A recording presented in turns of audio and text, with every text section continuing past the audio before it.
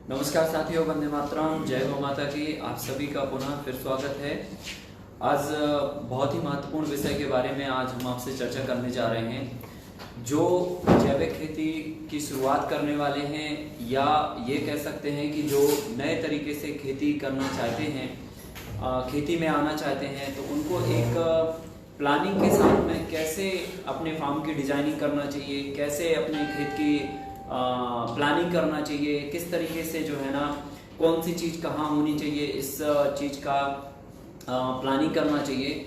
और साथ ही जैविक खेती में बेहतर परिणाम कैसे ला सकते हैं, या फिर हम उसको ये भी कह सकते हैं कि एक अच्छी बायोडाइवर्सिटी के लिए हमें क्या मेंटेन करना चाहिए, किस तरीके से करना चाहिए। तो जब हम खेत की शुरुआत करेंगे तो एक बेहतरीन प्लानिंग के साथ हम इस काम की शुरुआत करें। जैसे हम अपना घर बनाते हैं तो घर हम अपनी प्लानिंग में बनाते हैं, हमें कहाँ पार्किंग रखनी है, कहाँ हमें डोर रखना है, कहाँ विंडो रखनी है, कहाँ हमें रसोई घर रखना है, कहाँ हमें जो है बेडरूम रखने हैं, कहाँ हमें हॉल रखना है, कहाँ स्टोर रूम रखनी है, एवरीथिंग। मतलब सारा चीज़ जो है ना आप प्लानिंग करके अपने घर की डिज़ाइन करके बनाते हैं जो आपको पसंद है। तो बेसिकली वही सेम बात यहाँ पर भी हो रही है कि हम अपने खेत की किस ढंग से प्लानिंग करें ताकि आने वाले भविष्य में, आने वाले समय में जो है हम सहजता से अपने फार्म को मैनेज भी कर सकें और साथ में एक इनकम का रिसोर्सेज भी तैयार कर सकें। तो ये बहुत ही महत्वपूर्ण बात है।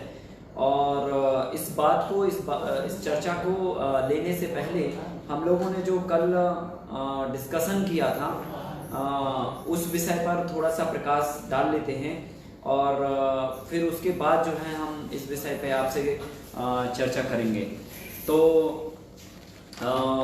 या फिर हम लोग पहले इस विषय को ही डिस्कस कर लेते हैं, फिर उसके बाद जो है हम लोग क्वेश्चन आंसर आपके ले लेंगे। और जो भी हम लोगों ने कल डिस्कस किया था गाय से संबंधित जो भी जानकारी मैंने आपको दी थी अपने अनुभव के बतौर, उस जानकारी में जो भी आपके सवाल थे, जो चीज़ें आपको समझ आई, जो चीज़ें आपको नहीं समझ आई, उन सारे विषयों के बारे में हम लोग चर्चा करेंगे।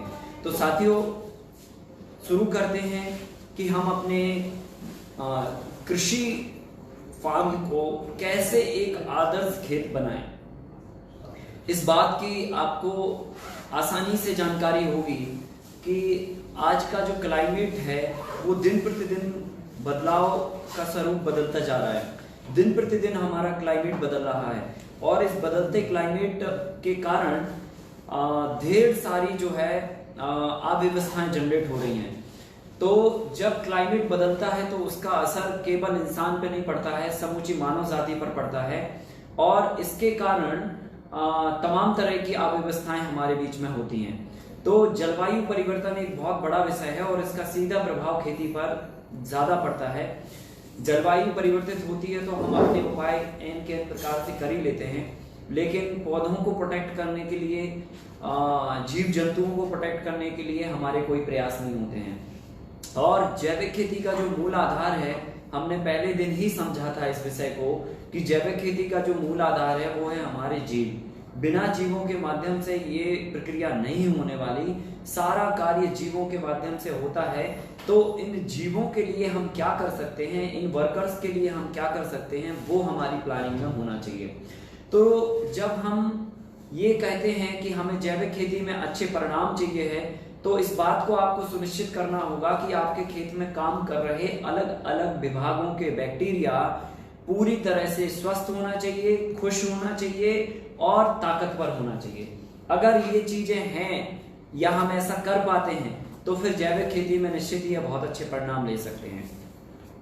हमारे अगर भारतीय कृषि की पृष्ठभूमि पे जाके देखें पूर्व में, तो आपको दिखने में मिलता है कि तमाम तरह की जो डाइवर्सिटी थी वो हमारे खेतों पर ऑलरेडी पहले से थी, लेकिन कई चीजों के कारण, बदलाव के कारण आज हमने अपने खेतों से सारे पेड़ों को हटा दिया, जंगलों को धीरे धीरे करके हम साफ करते जा रहे हैं और जितनी भी हमारे पास पहले से बनी हुई एग्रीकल्चर बायोडाइवर्सिटी थी, उस बायोडाइवर्सिटी को हमने कहीं ना कहीं डिस्ट्रॉय किया है। और बायोडाइवर्सिटी का मतलब होता है, हिंदी में अगर उसे कहें तो जैव विविधता कहते हैं, और अगर इसको और ढंग से समझें तो जीवों को रहने की व्यवस्था। को हम जैव विविधता या बायोडायवर्सिटी कहते हैं। जीवों को रहने की व्यवस्था की आवश्यकता क्या है?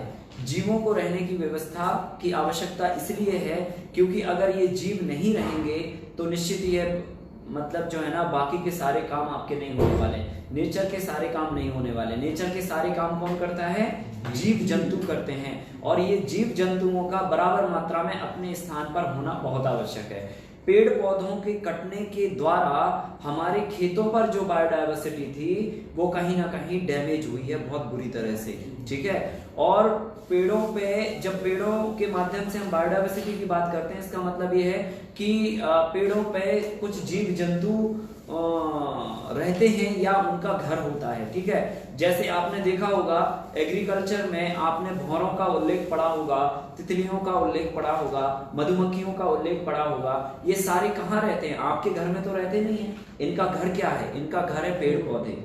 अब अगर ये पेड़ पौधे हमारे खेत के इर्द गिर्द नहीं होंगे तो क्या होगा? ये नहीं होंगे, और अगर ये नहीं होंगे तो हमारी खेती में जो परिणाम आने वाले हैं वो परिणाम नहीं आएंगे, ठीक है। क्योंकि ये सारे जीव आपके प्रोडक्शन को मैनेज करने में या प्रोडक्टिविटी को बढ़ाने में बहुत हेल्प करते हैं।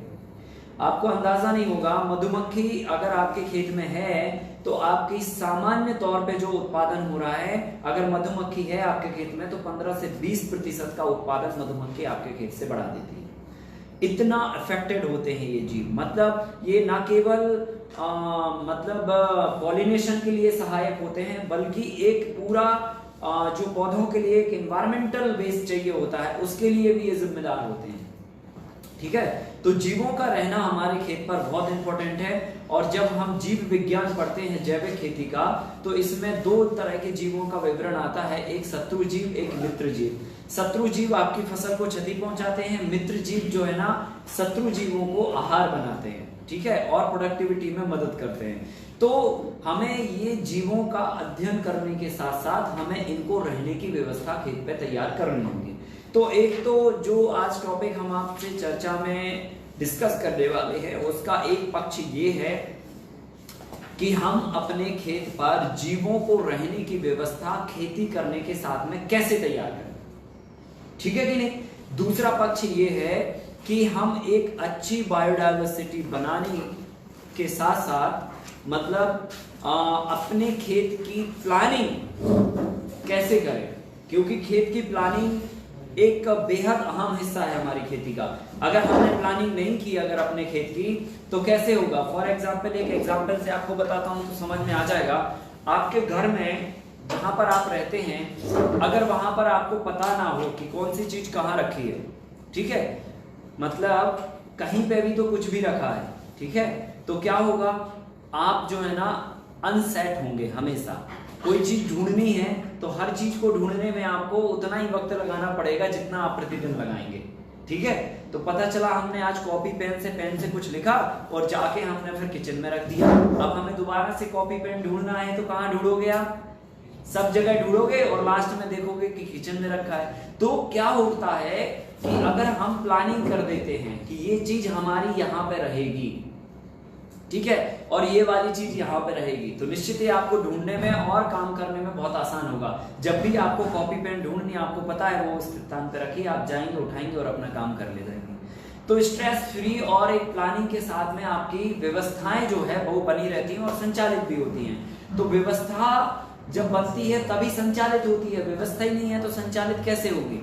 तो इस बात का एक ये मजबूत पक्ष है कि हम अपने खेत की प्लानिंग किस ढंग से करें, कौन सी चीज कहां पर सेट करें, क्योंकि खेती में केवल बीज, पानी और मिट्टी तो उत्पादन देने के लिए जिम्मेदार होते हैं, लेकिन इसके साथ साथ कितने ढेर सारे संसाधन होते हैं या कितनी ढेर सारी व्यवस्थाएं होती हैं जो इसके आसपास, इर्द गिर्द, आजू बाजू, आगे पीछे काम करती हैं। जैसे कि मशीनरीज, जैसे कि स्टॉक, जैसे कि गौशाला, जैसे कि नर्सरी, जैसे कि बहुत सारी चीजें हैं।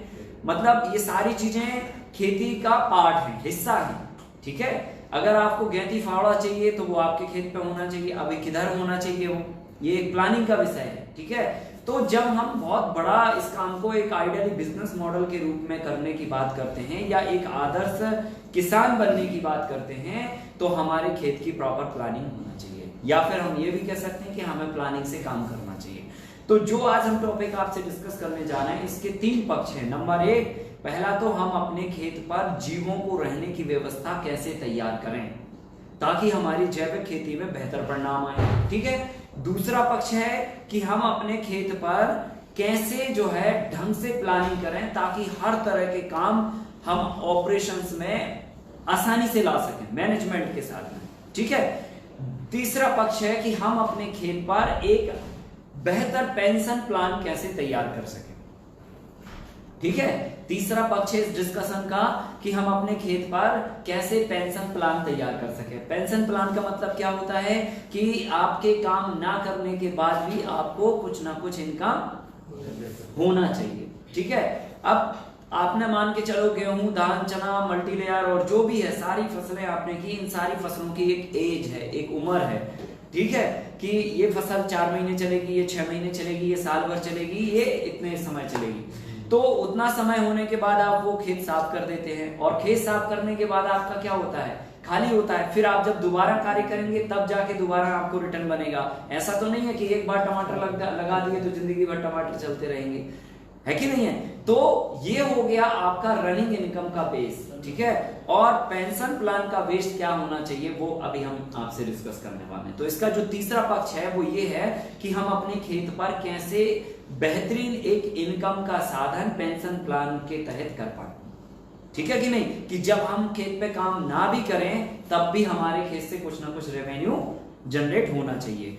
अच्छा, इसका चौथा पक्ष भी है कि आज जितनी भी कृषि में उपयोग होने वाली चीजें हैं उसमें से अधिकतम चीजें कहीं ना कहीं इन्वायरमेंट को टॉर्चर करती हैं, कहीं ना कहीं इन्वायरमेंट को हानि पहुंचाने की दिशा में कार्य करती हैं, ठीक है। चाहे वो कोई भी मशीनरीज का इक्विपमेंट हो, चाहे बाहर से लाए गए किसी भी संसाधन का उपयोग हो, कहीं ना कहीं थोड़ा ना थोड़ा, या फिर हमारे द्वारा डाले गए रासायनिक खाद या फिर रासायनिक दवाइयां क्यों ना हो, इन सभी से कहीं ना कहीं इन्वायरमेंट को नुकसान पहुंचता है। अब जब इन्वायरमेंट को नुकसान पहुंचता है तो फिर हमें फायदा कैसे हो सकता है, क्योंकि आप प्रकृति का हिस्सा हैं, और अगर आप प्रकृति को अगर हानि पहुंचाओगे तो आपको वो हानि घूम फिर के आपके सिर पे आने वाली है, ठीक है। चाहे वो पानी की आपदा के रूप में आ जाए, चाहे घटते जल स्तर के रूप में आ जाए, चाहे बढ़ती बीमारियों के रूप में आ जाए, चाहे मिट्टी की घटती उर्वरा शक्ति के रूप में आ जाए, और चाहे जिस भी रूप में आ जाए, चाहे फसलों में लगने वाली विकृतियां और कीड़े और बीमारियों के रूप में आ जाए, किसी भी रूप में वो आपको ही मिलने वाली है, क्योंकि नेचर का एक आइडल लॉ है, दोगे वही मिलेगा, जो दोगे वो मिलेगा। आप इन्वायरमेंट को दूषित हवाएं दे रहे हो तो रिटर्न में आपको क्या मिल रही, दूषित हवा मिल रही। आप इन्वायरमेंट को रासायनिक दवाइयां दे रहे हो तो क्या हो रहा है, वापस इन्वायरमेंट से आपको रासायनिक इफेक्ट बॉडी को मिल रहे हैं, खाने के रूप में, पीने के रूप में। आप मिट्टी को जहर डाल रहे हो, मिट्टी में पानी में घुल के वो आपको ही रिटर्न आ रहा, हर चीज आपको रिटर्न में मिलने वाली,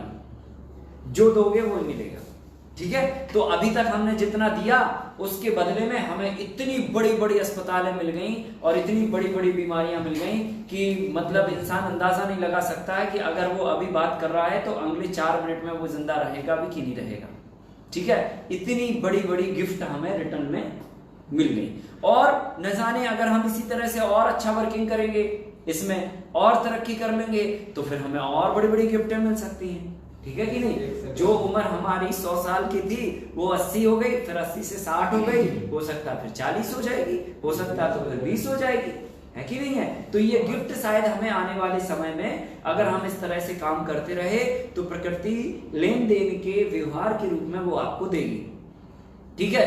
क्योंकि नेचर में जो चीज आप दोगे वो आपकी है, क्योंकि ये नेचर आपका है, ठीक है। आप प्रकृति से मिलके बने हो, आप पंच तत्वों से मिलके बने हो, और इन पंच तत्वों को अगर आप डिस्टर्ब करते हो, पंच तत्व मतलब अग्नि तत्व से छेड़छाड़ करते हो, धरती तत्व से छेड़छाड़ करते हो, वायु तत्व से छेड़छाड़ करते हो, जल तत्व से छेड़छाड़ करते हो, या होल यूनिवर्सल में आप छेड़छाड़ करते हो, तो वो आपको रिटर्न में वापस आने वाली है किसी ना किसी रूप में, ठीक है कि नहीं।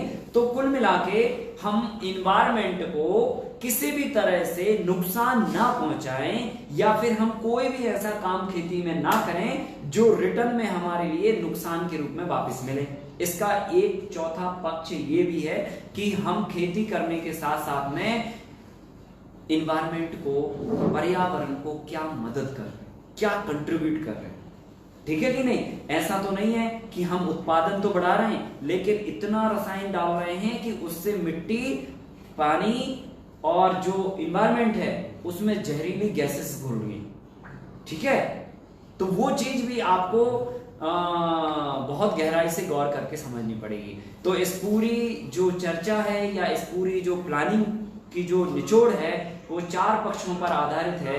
नंबर 1, पहला पक्ष है कि हम अपने खेत पर जीवों को रहने की व्यवस्था कैसे तैयार कर पाएं, क्योंकि जब जीव आपके खेत पे रहना चालू करेंगे इसका मतलब यह है कि आपने अपने जैविक खेती के परिणाम के लिए वर्कर लगा दिए, काम करने वाले मजदूर लगा दिए हैं। तो वो जैव विविधता के माध्यम से ही होगा, जीवों को रहने की व्यवस्था के आधार पर ही होगा।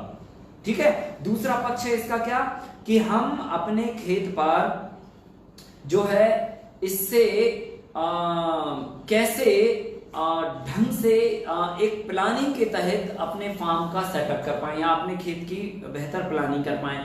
तीसरा पक्ष है इसका कि हम अपने खेत में एक पेंशन प्लान कैसे तैयार कर पाए। ये बहुत इंपॉर्टेंट बात है। देखो, किसान एक सर्विस पेशा जो व्यक्ति है उसका पीएफ कटता है, बराबर ना, और एक उम्र होने के बाद वो पीएफ आपको मिलता है या एक समय अंतराल के बाद वो पीएफ आपको इकट्ठा मिलता है। फिर अगर कोई सरकारी नौकरी में कोई व्यक्ति है तो उसको क्या होती है, रिटायरमेंट के बाद पेंशन मिलती है कि जी ये आपने इस कार्य में इतनी सेवाएं दी हैं, अब आपकी बस की बात नहीं है, या मतलब आप सेवाएं नहीं दे सकते, शारीरिक रूप से आप सक्षम हो चुके हैं, तो लेकिन हम आपके कार्यों का और आपकी सेवा का सम्मान करते हुए ये आपकी जिंदगी चलाने के लिए भत्ता के रूप में, एक सम्मान निधि के रूप में आपको हम देते हैं। ठीक है कि नहीं। तो वो क्या होती है, पेंशन होती है।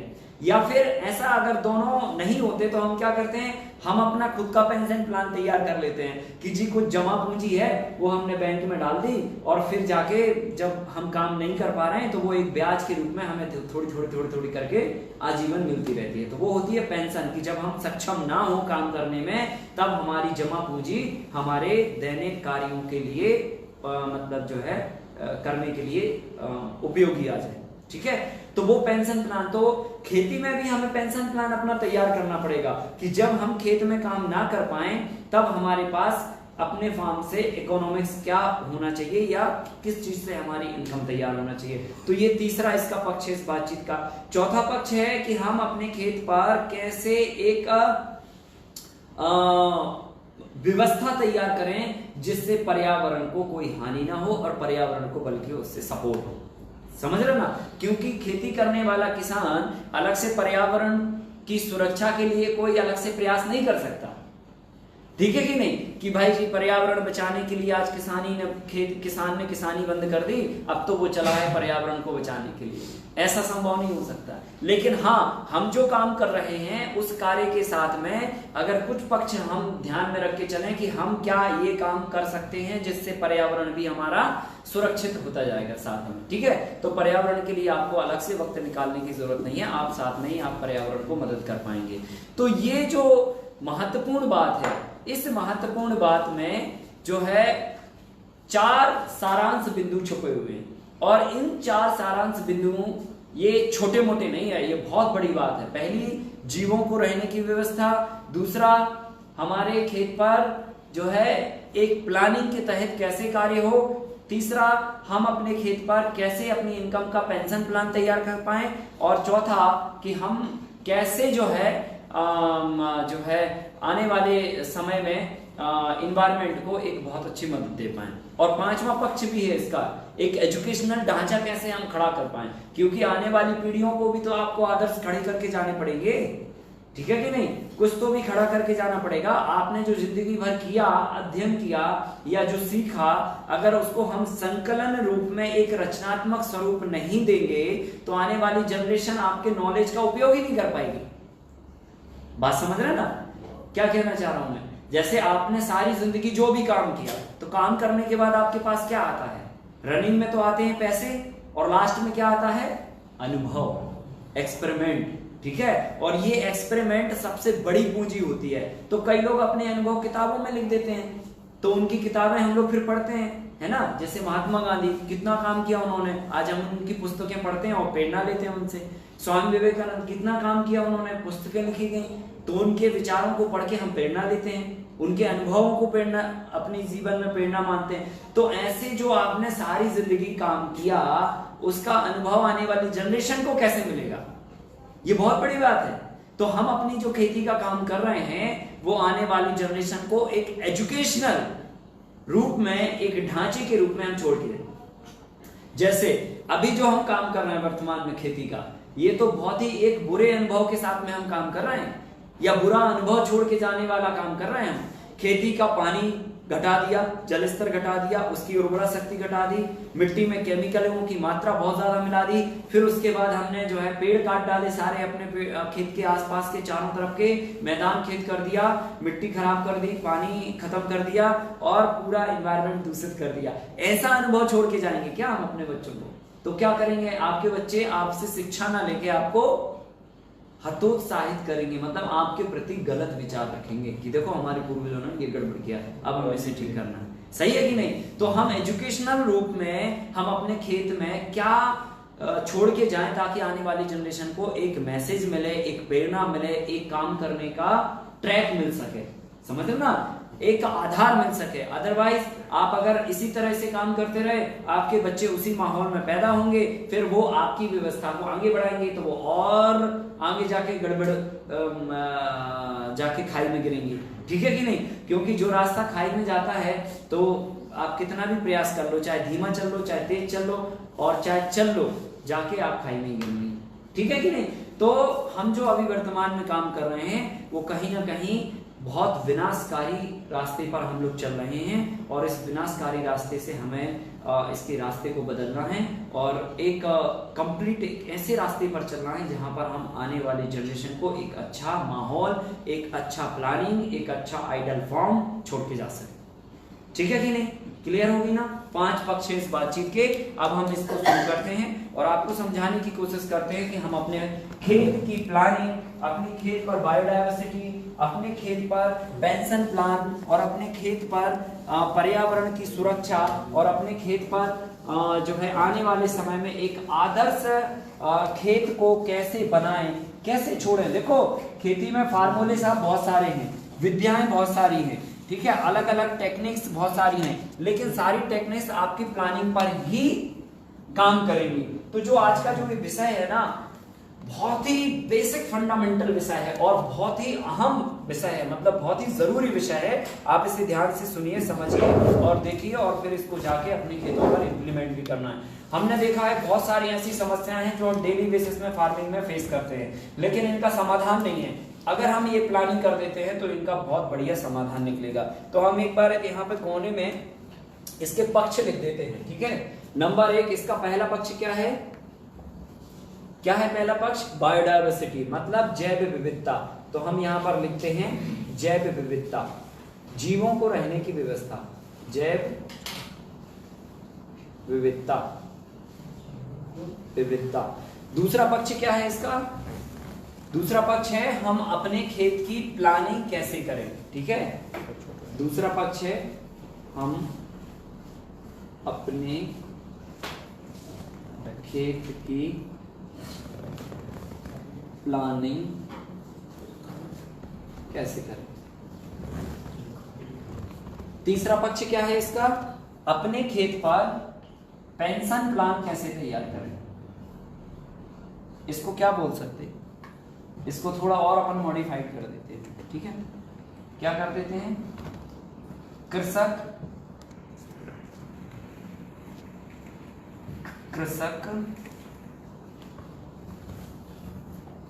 खेत पेंशन योजना। सही है कि नहीं? अब थोड़ा सही लग रहा है ना? कृषक खेत पेंशन योजना मतलब किसान की खेत पर पेंशन की योजना, ठीक है। अब इसका चौथा पक्ष क्या है? चौथा पक्ष है कृषक द्वारा पर्यावरण सुरक्षा। ठीक है, ठीक है कि नहीं? ये चार पक्ष है हमारे इस पूरे बातचीत का आज की। यहां पे और अच्छे से लिख देते हैं, जीवों को रहने की व्यवस्था।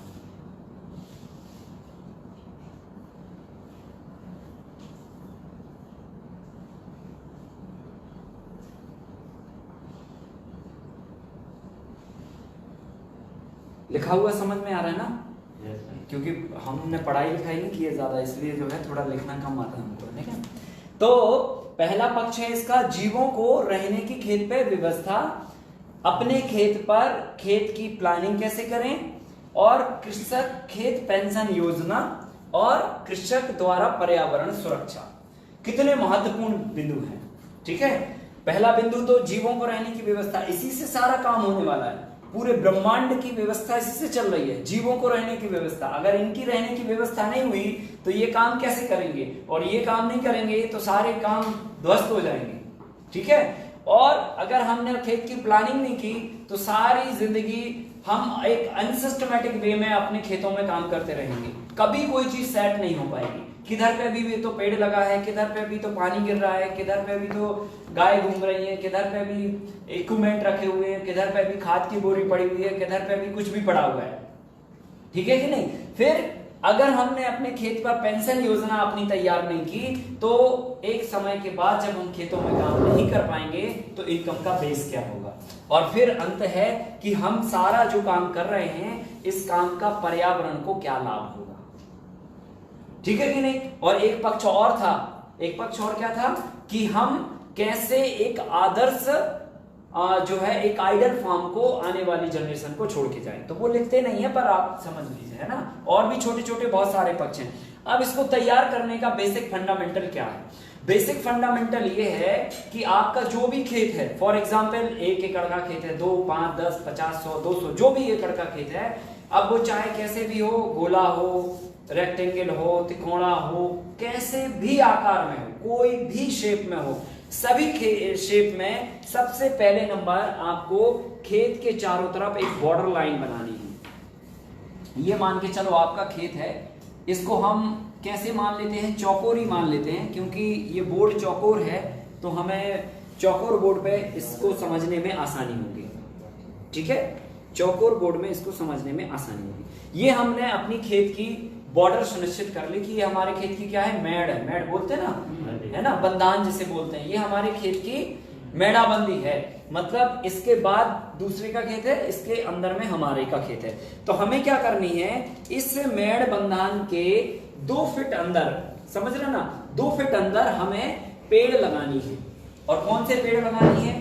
खेत की मेड़ पे सबसे बड़े हाइट के पेड़, जो सबसे ऊंचे जाते हैं, ठीक है, बड़े वाले झाड़। तो हम क्या करेंगे, मान के चलो ये 2 फीट छोड़ के ही हमने ये लाइन बनाई है, ठीक है, इस लाइन पे हमने पेड़ लगानी है।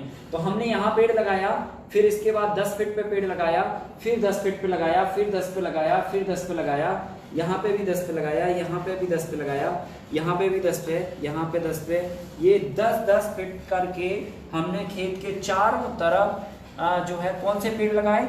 सबसे बड़े वाले, जो एकदम सीधे ऊंचे जाएंगे, ठीक है? अब इनमें कितने पेड़ हैं तो हमने एक पूरी लिस्ट तैयार कर रखी है, जो अलग अलग एरिया के हिसाब से, अलग अलग क्षेत्र विशेष के हिसाब से आप उन्हें सिलेक्ट करके लगा सकते हैं, ठीक है? तो ये हमें क्या करना है, ये पौधे से ये पौधे का जो डिस्टेंस है, दूरी है, वो 10 फीट रखनी है।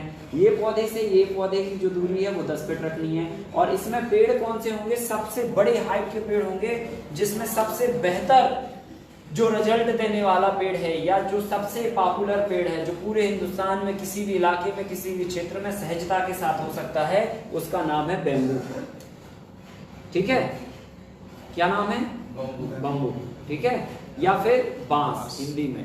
ये बांस जो है बहुत ही जबरदस्त चीज है, जो खेत की मेड़ की चारों तरफ आपको 10-10 फीट के अंतर से लगा देनी है, ठीक है?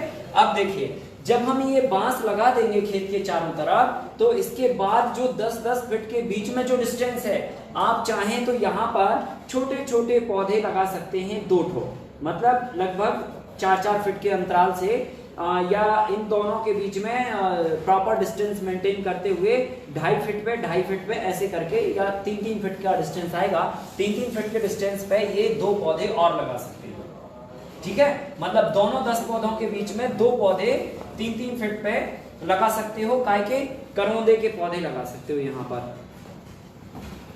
करौंदा का पौधा देखा आपने, बहुत छोटा सा होता है, अभी ये टाइम पे उसका फल आता है, रेड ग्रीन कलर का फल होता है, और चटनी भी बनती है उसकी, अचार भी बनता है, और कैनबेरी उसका जूस भी बनता है, कैनबेरी बोलते हैं उसे। ठीक है, तो वो भी लगा सकते हैं। तो क्या होगा, ये 1.5 से 2 साल के अंदर ये फ्रूट देने लगेगा, और धीरे धीरे करके ये बैम्बू से कोऑपरेट हो जाएगा और जाके कॉम्पैक्ट हो जाएगा। के बाद अगर ये नहीं भी फलेगा तो भी हमें कोई हरकत नहीं है, वो एक कांटेदार झाड़ियों के रूप में बैम्बू से ओवरलैप हो जाएगा। तो क्या होगा, ये हमारी एक बॉर्डर कंप्लीट बन जाएगी। ठीक है, 5-7 साल के बाद। और जब ये बॉर्डर कंप्लीट बनेगी तो सुरक्षा व्यवस्था की पहली कड़ी आपके खेत पर तैयार हो जाएगी। ठीक है, जो मतलब हम कई वर्षों से प्रयास कर रहे हैं और हम कर नहीं पाते हैं। हमारे किसान जो है हमेशा से एक बात से दुखी रहते हैं, हमने देखा, उनके पास पानी है, लाइट है, रोड है, मिट्टी अच्छी है, लेकिन वो कहते हैं फसल लगाते हैं जी जानवर घुस जाते हैं। अब फेंसिंग कराने के लिए पैसे नहीं है, अगर है फेंसिंग तो उन्होंने कहा हमने जी फेंसिंग कराई, गाय लेकिन उसको उछाल के आ जाती है, नील गाय उछल के आ जाती है, हिरन उछल के आ जाती है, कई जगहों पर हाथी होते हैं, कई जगहों पर बंदर जैसी समस्याएं होती हैं, कई जगहों पर और दूसरी भी तरह की समस्याएं होती हैं। तो जब ये कॉम्पैक्ट, क्योंकि बैम्बू तो जो है ना सीधा कितना हाइट लेने वाला, आप सोचिए जरा, है ना, कितना हाइट लेने वाला, 20-30 फीट हाइट लेके जाएगा, और 20-30 फीट के आसपास में जब ये पूरा कॉम्पैक्ट हो जाएगी बॉर्डर, तो 20-30 फीट हाइट की एक बाउंड्री जो है, एक बहुत बेहतर बाउंड्री आपके खेत के चारों तरफ तैयार हो जाएगी। ये बाउंड्री ना केवल आपकी सुरक्षा व्यवस्था में सहयोग करेगी, बल्कि ये कई अहम बिंदुओं को फुलफिल करेगी। जैसे आजू बाजू से जो चोरी होने की जो संभावनाएं रहती हैं, वो भी इससे नहीं होगी। विंड का जो अति प्रेशर होता है, हवाओं का जो अति प्रेशर होता है तूफान वाला, वो भी ये काफी हद तक कंट्रोल कर लेगा। फिर इसके बाद जो है बाहर से हर तरह की सुरक्षा को देने में सक्षम होगा, और लास्ट में जो है ना एक इनकम का साधन भी बनेगा, क्योंकि 4 से 5 साल के बाद इसमें से 3 साल के बाद अमूमन इसमें से बैम्बू निकलना चालू हो सकते हैं, और फिर कंटिन्यूअसली आप सालों साल आप पूरी उम्र खत्म कर डालोगे तब भी इससे बैम्बू खत्म नहीं होगी। तो ये एक हमने चीज करी तैयार। फिर इसके बाद हमें क्या करना है, यहां से लगभग मिनिमम 6 फीट और अधिकतम 10 फीट तक का डिस्टेंस छोड़ के आपका अपना खेत देख के कि भाई हमारा खेत कितना साइज का है, उसके हिसाब से, अगर बड़ा खेत है तो ठीक है आप 10-12 फीट डिस्टेंस छोड़ दीजिए, अगर खेत छोटा है तो फिर 6 फीट तो आपको छोड़ना पड़ेगा। ठीक है, अब इसको छोड़ के फिर आपको दूसरी बॉर्डर आपको खेत में तैयार करनी है। ठीक है, अब यहां पे आप क्या करोगे, दूसरी बॉर्डर तैयार करोगे। ये भी आपके खेत के चारों तरफ राउंड मारेगी। ये हमने दूसरी बॉर्डर लगा दी, और इस बॉर्डर पे अब हम क्या करने वाले हैं, यहां पे भी अब हम पेड़ लगाने वाले। अब यहां पे लेकिन हम कौन से पेड़ लगाएंगे, यहां पे कौन से पेड़ लगाएंगे, यहां पे हम लगाएंगे इससे छोटे वाले पेड़, मतलब जो हमने बांस लगाया, बांस से जो छोटे कैटेगरी के पेड़ होंगे वो पेड़ लगाएंगे, और इनकी भी दूरी हम क्या रखेंगे, 10 फीट। और 10 फीट में क्या करना है, इन दोनों पौधों के बीच में आपको लगानी है। जैसे ये जो पौधा है ना और ये पौधा है, इन दोनों पौधों के बीच में यहां लगा दिया, इन दोनों पौधों के बीच में यहां लगा दिया, तो इसकी और इसकी जो डिस्टेंस है वो 10 फीट मेंटेन हो जाएगी। ये 10 फीट मेंटेन हो गई। ठीक है, अब हमने इन दोनों के बीच में यहां लगा दिया, इन दोनों के बीच में यहां लगा दिया, इन दोनों के बीच में यहां ऐसे करके हमने पूरे खेत को डाल के, ठीक है। अब यहाँ पे बहुत सारे पेड़ हैं मिडिल साइज के, जैसे मैंगो है, आंवला है, चीकू है, मौसम्बी है, लीची है, तमाम तरह के पौधे हैं। पूरी लिस्ट है उसकी कंप्लीट, चिंता करने की कोई जरूरत नहीं, आपको बनी बनाई लिस्ट देंगे। उनमें से आप अपने क्षेत्र विशेष के हिसाब से सिलेक्ट करके या अपनी पसंद के हिसाब से सिलेक्ट करके आप पौधे लगा सकते हैं। ठीक है, तो ये हमने दूसरी बॉर्डर तैयार कर ली। खेत के चारों तरफ हमने खेत को घेर दिया और यहाँ पे भी हमने 10-10 फीट के अंतर से उससे छोटे वाले पौधे लगा दिए। अब उससे छोटे वाले इसलिए लगाने हैं क्योंकि जो इसका शेडो होगा, इसका हल्का सा शेडो इस पर पड़ेगा, इसका हल्का सा शेडो पड़ेगा और तीसरी लाइन पे, और उसका शेडो फिर आपके खेत में नहीं पड़ेगा। तो लंबे वाले पेड़ हमने इसलिए बाहर की साइड रखे ताकि हमारे खेत पर उसका शेडो ना पड़े, हमारी फसल पे उसका प्रभाव ना पड़े। ठीक है, तो हमने ये 10-10 फीट के पेड़ लगा दिए। अब हम इसके बाद फिर एक और बॉर्डर डालने वाले हैं, तीसरी बॉर्डर। इस बॉर्डर को भी हम मिनिमम 6 फीट और अधिकतम 10 फीट के डिस्टेंस को छोड़कर लगाएंगे। और अब हम यहाँ पे तीसरी बॉर्डर लगाएंगे और इसको भी पूरे खेत से घेराबंदी कर देंगे। ये हमने लिया, ये लिया, ये लिया और ये घेर दिया। और यहाँ पे अब क्या करेंगे हम, यहाँ पे भी फिर वही फॉर्मूला एज इट इज। इन दोनों पौधों के बीच में यहाँ पर, इन दोनों पौधों के बीच में यहाँ पर, इन दोनों के बीच में यहाँ पर, इन दोनों के बीच में यहाँ पर, इन दोनों के बीच में यहाँ पर। ठीक है, तो इससे क्या होगा, इन दोनों पौधों के बीच में जब ये पौधा यहाँ लगेगा तो इसको फैलने का पूरा स्पेस मिलेगा। हम डिस्टेंस 6 से 10 फीट के बीच में छोड़ रहे हैं तो ये डिस्टेंस काफी कम होता है एक बड़े पेड़ को फैलने के लिए। ठीक है, तो क्या होगा, जब हम ये जिगजैग फॉर्म में लगाएंगे तो एक प्रॉपर ऑरा मिल जाएगा इस पौधे को फैलने का, इस पौधे को भी प्रॉपर ऑरा मिल जाएगा फैलने का। तो डिस्टेंस कम होगा तो वो वहां से थोड़ा बहुत अपना कवरिंग हो सकती है। तो ये जाके हमने इन पौधों के बीच में लगा दिया। ये देखिए, ऐसे करके ये चारों तरफ हम अपने खेत के ये लगा दिए। अब इससे पौधों का डिस्टेंस क्या है, यहां पर भी पौधे से पौधे का डिस्टेंस 10 फीट है, ये भी 10 फीट है और ये भी 10 फीट है, 10 फीट। ठीक है, तो हमने यहां पे उससे छोटे वाले पेड़ लगाए जो मिडिल में हम लगा रहे थे, मिडिल से छोटे हाइट के पेड़। अब यहां पे क्या लगाएंगे, जैसे नींबू हो गया, अनार हो गया, ठीक है, सीताफल हो गया, फिर इसके बाद आपका केला भी हो सकता है, सहजन भी हो सकती है। इस तरह के जो पौधे हैं वो हम यहाँ पे लगाएंगे सबसे लास्ट वाली बॉर्डर पे। तो हमने 3 बॉर्डर तैयार की, एक सबसे बड़ी जो सबसे ऊंचे झाड़ों की बॉर्डर है, फिर उसके नीचे उससे छोटे झाड़ की बॉर्डर है और उसके बाद और छोटे झाड़ की बॉर्डर। ऐसे करके 3 लाइनों में ये हमने खेत की मेड़ को चारों तरफ से घेर दिया। मतलब खेत की मेड़ पर खेत को चारों तरफ से घेर दिया। ठीक है, और ये 4 से 5 साल में कंप्लीटली एक बहुत बड़ी दीवार खड़ी हो जाएगी आपकी खेत की बॉर्डर पे। तो सुरक्षा व्यवस्था के दृष्टिकोण से बहुत ही मजबूत काम हो जाएगा आपका ये। अब इसके बाद हमें क्या करना है, इसके बाद हमें ट्रेंच बनानी है। ट्रेंच का मतलब होता है नाली।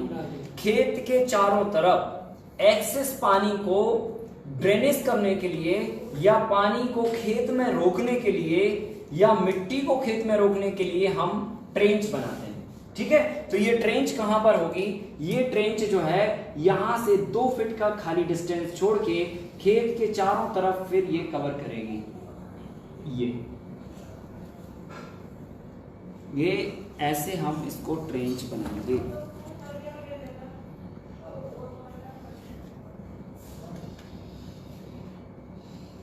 ये ट्रेंच यहाँ हमारी ऐसे बनेगी।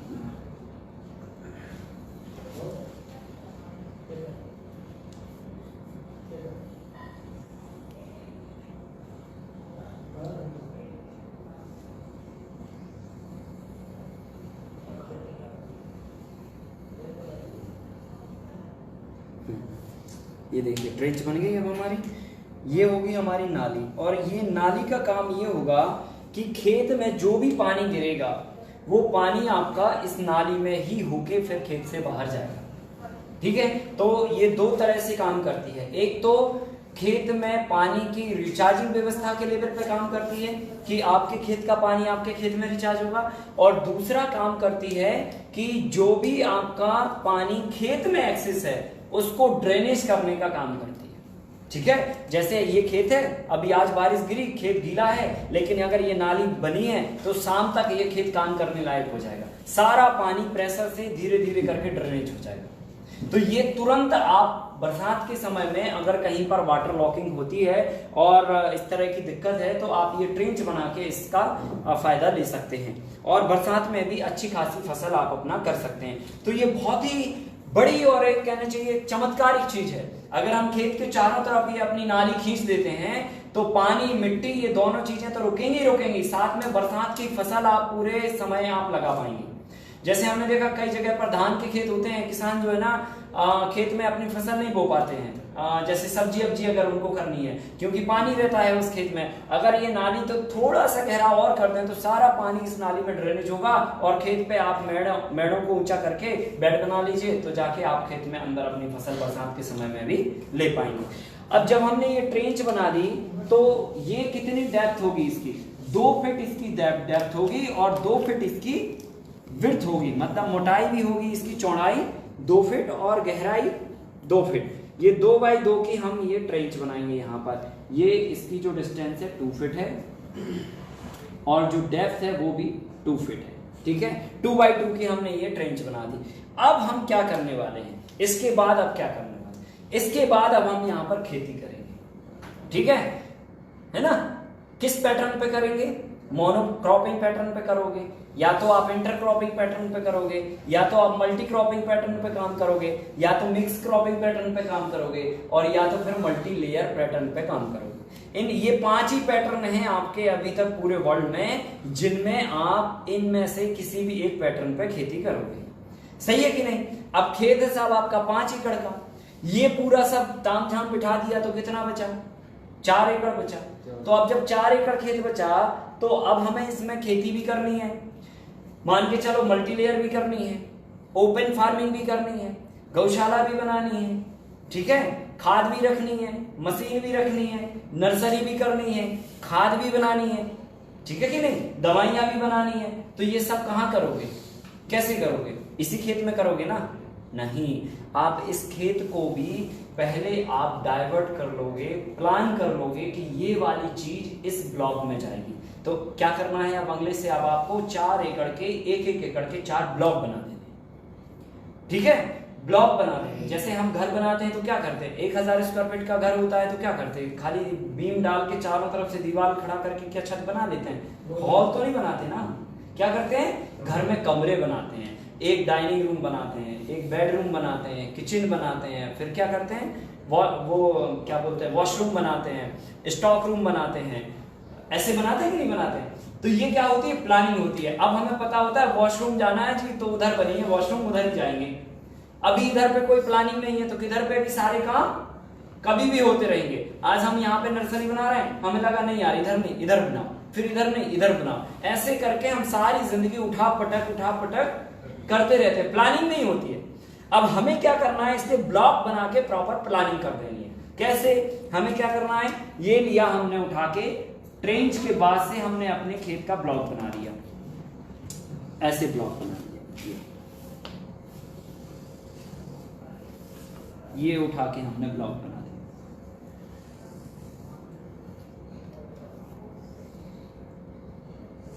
ये देखिए ये ब्लॉक बन गए आपके। अब ये जो रास्ता है, ये जो लाइन है, ये लाइन काय की होगी, नहीं रास्ता तो है, पर ये लाइन पे भी आप पौधे से इसकी बॉर्डर फिक्स करेंगे।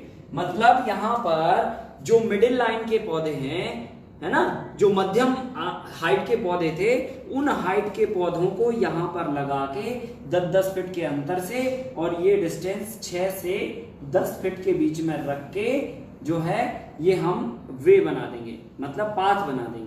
ठीक है, रास्ता बना देंगे। देखिए ये हमने पौधा लगाया, इन पौधों के बीच में यहाँ पे हमने ये पौधा लगा दिए, ये यहाँ पे लगा दिया, ये यहाँ, ये यहाँ, ये यहाँ, ये यहाँ, ये यहाँ, और ऐसे ही इस तरफ ये, फिर ये, फिर ये, फिर ये, फिर ये, फिर ये और ये। ठीक है, इनकी और इनकी जो डिस्टेंस है वो हमने रख दी कितनी, 10 फीट। इसकी और इसकी जो डिस्टेंस रख दी वो कितनी रख दी, 10 फीट।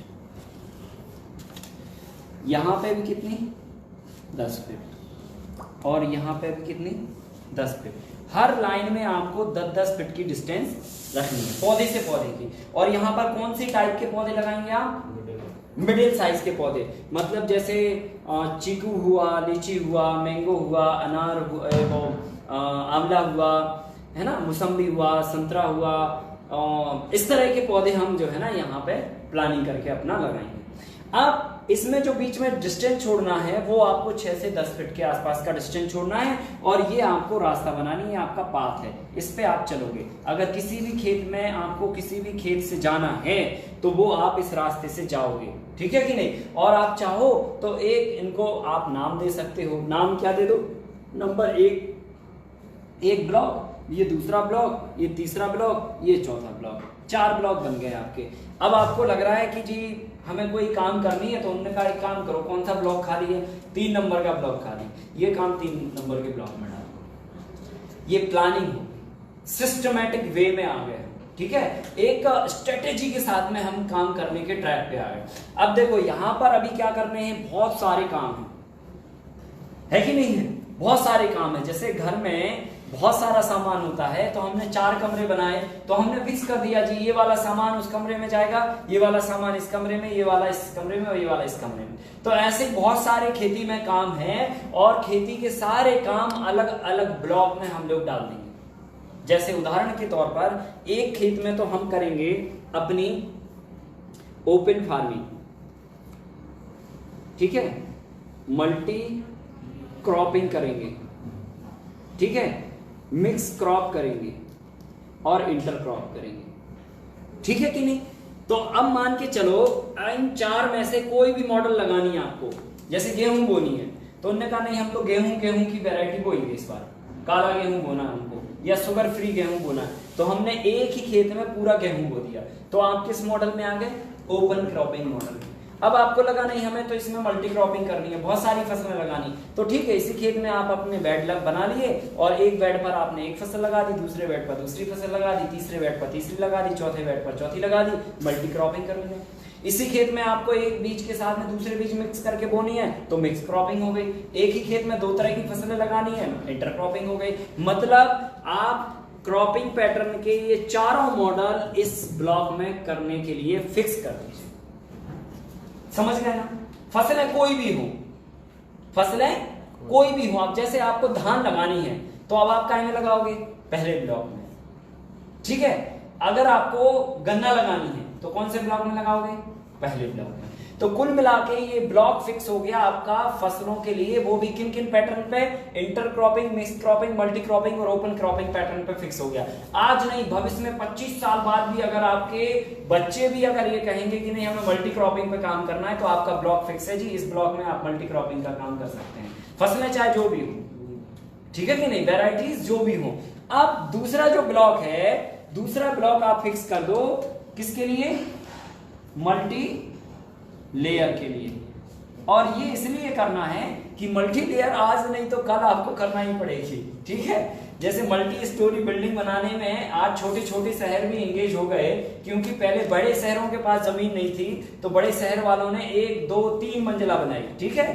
फिर आज जाके वो 50-50 मंजिला पे पहुंच गए, और जो छोटे शहर थे उन्होंने अब 2 मंजिल 3 मंजिल बनाना चालू कर दिया, ठीक है। और अब जो गांव हैं वो भी डबल खंड बनाना चालू कर दिए, तो सारे लोग मल्टी स्टोरी पे आने लगे। अब हमें खेतों पे भी मल्टी स्टोरी पर आना पड़ेगा, फसल की मल्टी स्टोरी हमें करना पड़ेगी, आज नहीं तो कल करना पड़ेगी, ये तो निश्चित बात है। क्योंकि आबादी बढ़ने का कोई वैकल्पिक व्यवधान नहीं है, ना ही घटती जमीन का कोई वैकल्पिक समाधान है, ना ही क्वालिटी ऑफ फूड का कोई वैकल्पिक समाधान है। इन तीनों का कोई समाधान नहीं है, और जब कोई समाधान नहीं है तो क्या करना पड़ेगा, मल्टी स्टोरी फार्मिंग करना ही पड़ेगी, आज नहीं तो कल, कल नहीं तो परसों। तो इसलिए आप एक ब्लॉक बना दो, फिक्स कर दो, ठीक है कि नहीं। एक ब्लॉक हमने मल्टी लेयर के लिए फिक्स कर दिया। अब इसमें हम क्या करेंगे, मल्टी लेयर में 2 लेयर भी कर सकते हैं इसी में। मान के चलो हमें साहब 5 लेयर नहीं करनी है, 2 लेयर करनी है तो 2 करेंगे, 3 लेयर करनी है तो 3 करेंगे, 4 लेयर करनी है तो 4 करेंगे, 5 लेयर करनी है तो 5 करेंगे। हमें जितनी भी लेयर करनी है, कुल मिला के परमानेंट हमने उस ब्लॉक को, उस स्ट्रक्चर को वहां पर फिक्स कर दिया। बस स्ट्रक्चर खड़ा रहेगा, फसलें चेंज होती रहेगी, बदलती रहेगी। तो आपने एक मल्टीलेयर का फिक्स ब्लॉक कर दिया, ठीक है। अब तीसरा और चौथा ब्लॉक और बचता हमारे पास। अब इसमें क्या करेंगे, तो इसमें आप क्या करिए, एक उद्यान बनाइए। उद्यान मतलब फ्रूट्स गार्डन, ठीक है। अब फ्रूट्स गार्डन आप बनाएं, इसमें आप मेडिसिनल गार्डन भी आप इसको बना सकते हैं। जितनी भी प्रकार की औषधियां खेती में दवाइयों के लिए चाहिए पड़ती हैं वो आप इसमें लगा सकते हैं। जितनी भी प्रकार के फूल होते हैं सीजनेबल, है ना, फल होते हैं सीजनेबल, जैसे फॉर एग्जांपल गर्मी के टाइम पे मैंगो चाहिए, ठंडी के टाइम पे नींबू चाहिए, सर्दी के टाइम पे अमरूद चाहिए। तो इस तरह के 3 सीजन के फ्रूट्स आप एक एफडी प्लान के रूप में यहां पे बना सकते हो, समझ रहे ना। तो ये 3 तरह के आपने, मान के चलो 1 एकड़ का खेत है तो 10 लाइनें बनी टोटल, तो 3 लाइनों में एक वैरायटी के फ्रूट लगा दिए, 3 लाइनों में एक वैरायटी के लगा दिए, और 3-4 लाइनों में एक वैरायटी के फ्रूट लगा दिए। तो क्या होगा, हर सीजन पे आपकी इनकम जनरेट फ्रूट वाले गार्डन से आती जाएगी। ये हमारी प्लानिंग होना चाहिए। अच्छा, अब देखिए इस प्लानिंग में क्या होगा, फॉर एग्जाम्पल कल के दिन आपको कोई पौधा हाथ लगता है, आप गए, आप सागर आ गए विजिट करने के लिए, उदाहरण के तौर पे आपको लगा यार ये पौधा बढ़िया लग रहा है इधर पे, हमें भी दे दो इसको, हम भी लगाएंगे अपने खेत में। तो आप कहाँ लगाओगे, इस वाले गार्डन में, क्योंकि ये गार्डन उसी के लिए फिक्स हो गया आपका, समझ गए ना। तो अब आप कहीं पे भी नहीं लगाओगे, आप इधर पे कहीं नहीं लगाओगे, इधर कहीं नहीं लगाओगे, इधर कहीं नहीं लगाओगे, इधर कहीं नहीं लगाओगे, ये जगह आपकी फिक्स हो गई। और ये चीज जो है आपकी हमेशा से होने वाली है। कोई भी चीज आपको अच्छी लगेगी, कभी भी आपका मन हुआ किसी चीज को लगाने का, तो वो आप फ्रूट गार्डन में अपना डालते जाओगे, ठीक है कि नहीं। तो वो पौधे एक साइड में बढ़िया जो है प्लानिंग के तहत आपका एक गार्डन का शेप लेके, और 3-4 साल में बहुत बेहतरीन तरीके से आएगा। भाई साहब ये हमारा फ्रूट या फिर मेडिसिनल गार्डन है, इसमें बैठ जाइए तो हर तरह की मेडिसिन, हर तरह के फ्रूट्स आपको हर सीजन पे खाने को मिल जाएंगे, हर तरह की दवाई इसमें इस गार्डन में मिल जाएगी। वो प्लानिंग होना चाहिए, ठीक है। फिर अब जो चौथा ब्लॉक बचा है, अभी हमारा एक ब्लॉक और बचा है। इस एक ब्लॉक में आपको क्या करना है, जितने भी आपके मतलब जितने भी आपके फार्मिंग से रिलेटेड काम हैं, जो भी आपके फार्मिंग से जुड़े हुए काम हैं, वो सारे काम आप इस ब्लॉक में डाल दोगे। अब फार्मिंग से जुड़े हुए काम क्या क्या हैं, सबसे नंबर 1, पहले नंबर तो यहां पर आपको गौशाला बनानी है, ठीक है। बनाने के बनाने, बिना गाय के तो काम होने वाला नहीं है, तो ये आपको अदर ब्लॉक में होना चाहिए। फिर इसके बाद आपको अगर मान के चलो यहाँ पर मैन्योरिंग बनानी है, खाद बनानी है, तो वो भी आप यहाँ पर बनाओगे। अगर आपको पेस्ट कंट्रोल दवाइयां बनानी है तो वो भी आप कहाँ बनाओगे, इसी ब्लॉक में बनाओगे। फिर आपको मान के चलो अगर नर्सरी करनी है तो वो भी आप कहाँ पे करोगे, इसी ब्लॉक में करोगे। फिर आपको अगर मान के चलो स्टॉक रखना है, भाई स्टॉक भी तो रखोगे, अनाज भी हो सकता है, वो खाद भी हो सकता है, बीज भी हो सकता है, या फिर हमने द्वारा बनाई गई दवाइयां भी हो सकती हैं, कुछ भी हो सकता है। तो अगर स्टॉक हमें बनानी है तो हम यही बनाएंगे। अब फिर मान के चलो आपके खेत में काम करने वाले कुछ लोग हैं, है ना, जिनको आपको रेसिडेंशियल व्यवस्था देनी है, तो वो भी यहाँ पे ही आप बनाओगे, क्वार्टर यहाँ पर बनाओगे। फिर अगर आपको मान के चलो यहाँ पर और कोई काम आपको ध्यान में आता है, जैसे आपको मशीनरीज रखनी है, ठीक है, ट्रैक्टर है आपके पास, बोनी मशीन है, बखरनी है, पंजी है, कल्टीवेटर है, रोटावेटर है, छोटी छोटी मशीनें हैं, छोटे छोटे यंत्र हैं, फावड़ा है, गैंती है, कुदाल है, खुरपी है, XYZ जो भी यंत्र हैं आपके फार्म में, वो सब भी आप यहीं पे रखोगे। इक्विपमेंट, ठीक है ना, सारे इक्विपमेंट हमने यहाँ रख दिए। फिर इसके बाद अगर आपके दिमाग में और कोई भी चीज है कि ये भी फार्मिंग से रिलेटेड है, तो वो भी आप यहीं पे करोगे। जैसे फॉर एग्जांपल कल के दिन आपका मन बन गया जी मशरूम कल्टीवेशन करना है, तो आप पूरे खेत में से कहाँ पर मशरूम कल्टीवेशन का काम शुरू करोगे? इसी ब्लॉक में आप जो है ना मशरूम कल्टीवेशन का काम शुरू करोगे। ओवरऑल जितनी भी एक्टिविटीज होती हैं, टोटल एक्टिविटीज जो भी अदर एक्टिविटीज है, वो सारी अदर एक्टिविटीज आप इस ब्लॉक में डाल दीजिए। ठीक है, सारी एक्टिविटीज इस ब्लॉक में डालते जाइए। तो कुल मिला के अब आपका एक सिस्टमेटिक प्लान तैयार हो गया। समझ रहे ना? मल्टी लेयर तो 2 नंबर का block, open farming field crop 1 number का block, fruits medicinal garden 3 number का ब्लॉक, और बाकी जो भी है वो सब 4 नंबर का ब्लॉक। ठीक है, तो जब हम 4 नंबर के ब्लॉक में पहुंच गए तब हमारी वहां पर क्रॉप्स नहीं रहेंगी, फसल नहीं रहेंगी, लेकिन फसल को पैदा करने के लिए जो भी संसाधन है, जो भी व्यवस्थाएं जो बैक में काम करती हैं, वो सारी व्यवस्थाएं इसमें रहेंगी। ठीक है कि नहीं? तो एक बेहतरीन प्लानिंग आपके खेत की हो जाएगी, और इस बेहतरीन प्लानिंग के साथ में जब आप काम करोगे तो मैं आपको बता दूं, ये प्लानिंग तो हो गई, जैसे मैंने आपको बताया था ना कि 4 पक्ष हैं इसके, 5 पक्ष। नंबर 1 पहला पक्ष क्या है? प्लानिंग, जो हमने यहां कर दी आपकी। हो गई कि नहीं हो गई? बेहतरीन प्लानिंग हो गई। अब मान के चलो ये प्लान आप बना के एक बार छोड़ के चले जाते हो, लेआउट बना के, मार्किंग करके, सब कुछ बेहतर करके, तो आने वाले बच्चों के लिए प्लानिंग करने की जरूरत नहीं है, वो सेट है आपका सारा काम। उनको अगर कोई भी फार्मिंग मॉडल पे काम करना है तो यही ब्लॉक में करना है उनको। अगर उनको लेयर फार्मिंग करनी है तो ब्लॉक ऑलरेडी बना है, सारी व्यवस्थाएं वहां पर सेट है, लेयर फार्मिंग शुरू हो जाएगी। गार्डन उनका ऑलरेडी सेट है, उनको अगर ठंडी के समय में कोई फ्रूट खानी है तो जाएंगे और खा के चले आएंगे, सेट है सब कुछ। अगर उनको कोई अदर एक्टिविटीज में अगर एंगेज होना है या कुछ और यहाँ पर इंप्लीमेंट करना है तो वो सेट है, सारी चीजें सेट है, पूरा पाथ बना हुआ है, आपके जाने का, हर एक खेत में जाने का रास्ता बना हुआ है, और पूरा कंप्लीट ये एक तरह से जोन बना हुआ है, इसको बोलते हैं बफर जोन, और इसको आप बोल सकते हैं एक कंप्लीट गार्डन। मतलब आपका ये वॉकिंग स्थल भी है, अगर आप चाहें तो अपने पूरे फार्म में वॉक कर भी सकते हैं, है ना? सड़कों पे दौड़ने की बजाय हम लोग जो है ना अपना जो ये पाथ बना हुआ है, इस पाथ में आराम से अपनी वॉकिंग भी कर सकते हैं। तो ये प्लानिंग हो गई कि नहीं हो गई? ये बेहतरीन हमारा एक पक्ष तैयार हो गया।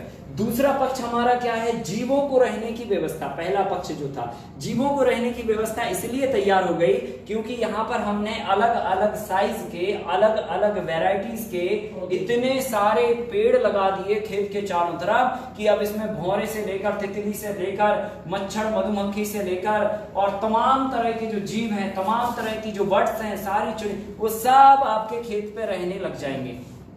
और जब ये खेत पे रहने लग गए तो आधे से ज्यादा काम आपका ये मेंटेन कर देंगे, आधे से ज्यादा काम मेंटेन कर देंगे। तो हमारी एक बायोडायवर्सिटी तैयार हो गई, जीवों को रहने की व्यवस्था तैयार हो गई। ठीक है, अगले 3-4 साल में देखना आपके खेतों पे मधुमक्खियों के छाते लगने लग जाएंगे। इसमें 3-4 साल के बाद आप देखना 3 साल के अंदर ही अंदर तितलियां घूमने लग जाएंगी, भौरे गुनगुनाने लग जाएंगे, पूरा परिवार तैयार हो जाएगा खेती का। तो जैविक खेती में जो हमें परिणाम चाहिए वो परिणाम निकल के एकदम से आएंगे, हम परेशान नहीं होंगे, अपने आप से सारी चीजें होने लगेंगी क्योंकि आप नेचर के प्रोटोकॉल में फिट हो गए। ठीक है, अब आपने केवल अपना दिमाग लगा के अपनी सुविधा अनुसार अपने प्लान को नेचर के प्रोटोकॉल में जाके फिट कर दिया, तो इससे आपको जबरदस्त रिजल्ट मिलेंगे, जबरदस्त। तो हमारे खेत पे क्या हो गई? जीवों को रहने की व्यवस्था तैयार हो गई, ये वाला काम हमारा तैयार हो गया, और इसी से हमारा खेत की प्लानिंग भी हो गई। अब जो तीसरा पक्ष है वो है खेत में किसान की पेंशन योजना। तो आपने जी बैम्बू लगाए हैं, ठीक है, खेत के चारों तरफ, तो ये बैम्बू जो है ना आपका पेंशन प्लान नहीं है, पीडी प्लान है, इसको पीडी भी बोल सकते हैं, क्योंकि जब आप नहीं रहोगे तब भी ये बैम्बू आपको मिलता रहेगा, और आपके बच्चे नहीं रहेंगे तब भी मिलता रहेगा, क्योंकि ये आजीवन वाली चीज है। एक बार लग गई, आप काटते रहिए और आनंद लेते रहिए। तो जब आपके पास कोई फसल नहीं होगी, ओले पड़ गए, तूफान चल गया, कुछ भी आपदा हो गई, या अब हमने इस साल बो ही नहीं पाया, तो ठीक है, उन्होंने कहा साहब एक काम करो, इस साल बांस कटवाओ। तो 5 एकड़ का बांस कटवाया तो कम से कम 2 लाख रुपए की, 3 लाख रुपए की मुफ्त आमदनी आपको। ये आपका पेंशन योजना। ठीक है, अब बैम्बू के साथ में आपने मान के चलो यहाँ पे मैंगो भी लगाया, लीची भी लगाई, तो वो आज नहीं तो 2-3 साल के बाद, 4 साल के बाद फलना चालू होगी, तो कंटिन्यूअसली जो है आप भले बूढ़े हो जाएंगे, आप काम नहीं कर पाएंगे, लेकिन ये आपको फल देते रहेंगे।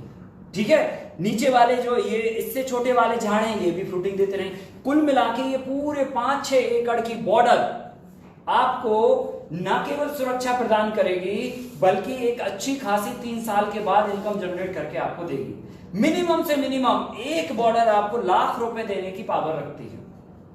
1 लाख रुपए 1 साल का, 3 साल के बाद 5 एकड़ की बॉर्डर, तो समझ लो कि 5 एकड़ से 3 लाख रुपए 3-4 साल के बाद तो आपने हर साल पेंशन योजना के अंतर्गत फिक्स कर लिए। ठीक है कि नहीं? तो ये पेंशन प्लान हो गया हमारा। ठीक है, तो ये हो गया कृषक खेत पेंशन योजना। अब इसके बाद आती है बात पर्यावरण के लिए हमने क्या योगदान दिया। तो हमने पर्यावरण के लिए नुकसान क्या किया, पहले तो ये आता है, हमने एक तो पूरी तरह से जैविक खेती की। जैविक खेती में कोई भी पेस्टिसाइड, रसायन या अन्य तरह के संसाधनों का हमने प्रयोग नहीं किया।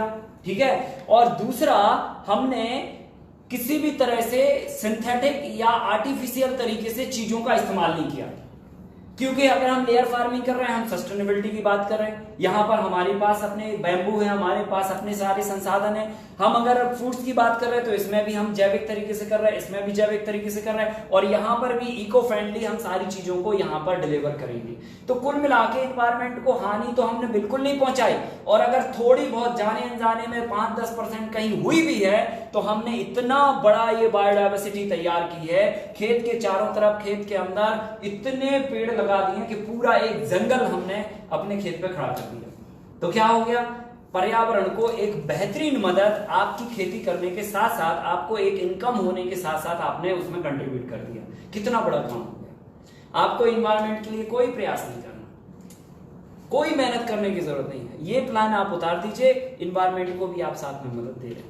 ठीक है, तो साथ में एनवायरमेंट को भी हो गया। तो हमारा जो चौथा पक्ष है कि भाई किसान अपने द्वारा कैसे पर्यावरण की सुरक्षा कर सकता है, वो उसने सुरक्षा कर डाली।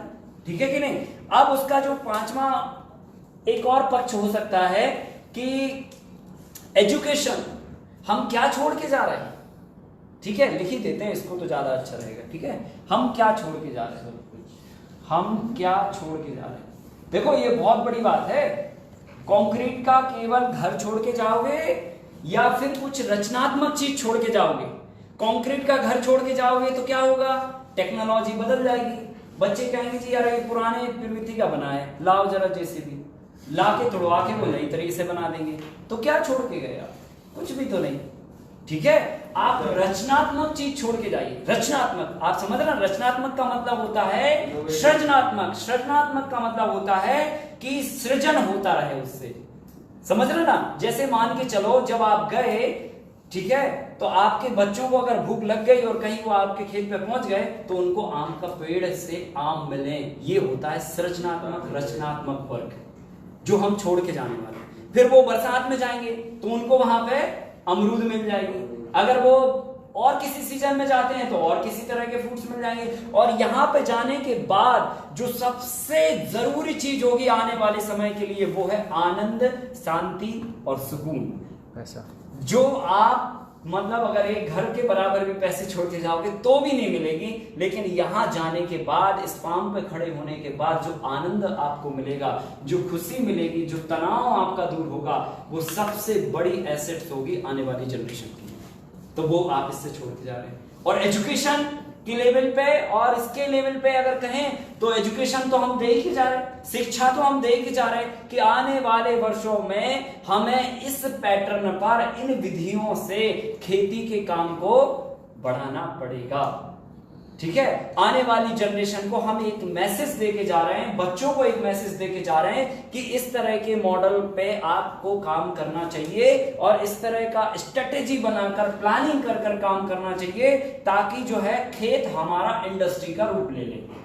आने वाली जनरेशन या आने वाले जो हमारे बच्चे हैं जिनका रुझान खेती की तरफ नहीं जाता है, आधुनिक वातावरण में या आधुनिक परिवेश में जो है या उसकी चकाचौंध से प्रभावित होकर हम खेती के काम को छोड़कर दूसरे और तरह के बिजनेस को अपनाते हैं। क्यों?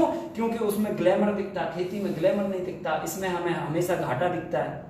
ठीक है कि नहीं? क्योंकि अभी तक जो मॉडल खेती में प्रेजेंट है सामने, जो उदाहरण है हमारे सामने, उन उदाहरणों से तो यही होता है जी कि इसमें कोई फायदा नहीं है।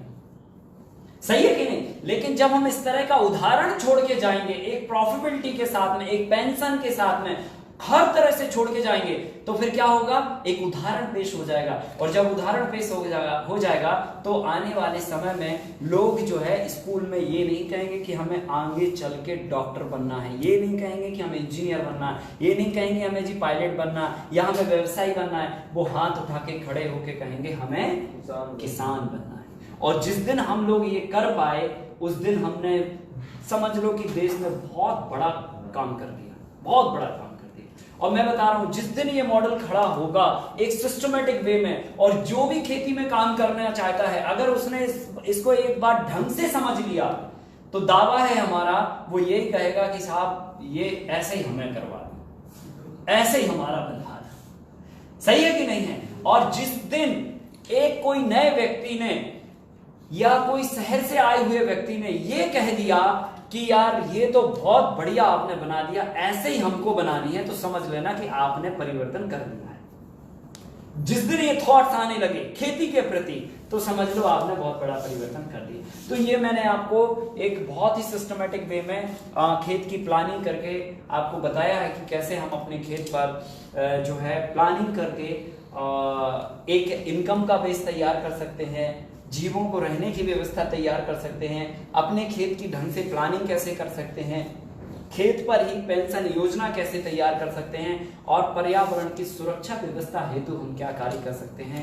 ये बहुत ही महत्वपूर्ण बात है। और अगर इस महत्वपूर्ण बात को अगर ढंग से हमने रियलाइज कर लिया तो मेरा दावा है कि आप खेती की इनकम को तो बढ़ाओगे, आमदनी तो इससे बढ़ेगी, बल्कि कई तरह की जो चीजें हैं जो खेती में कहीं ना कहीं बाधा पैदा करती हैं, कहीं ना कहीं आपको उत्पादन देने के लिए या कीड़े मकोड़ों से सुरक्षा के लिए जो समस्याएं आती हैं, उन सारी समस्याओं को आप इन सारी चीजों से मीट आउट कर पाओगे। तो ये बहुत ही चमत्कारिक और एक बहुत ही आविष्कारिक मॉडल है, और इस मॉडल को फॉलो करके आप अगर काम करते हैं तो बहुत ही आपका काम एक शेप ले लेगा, एक मतलब कहना चाहिए मैनेजमेंट सेट हो जाएगा। जैसे हर चीज का मैनेजमेंट होता है ऐसे फार्म का भी आपका मैनेजमेंट हो जाएगा।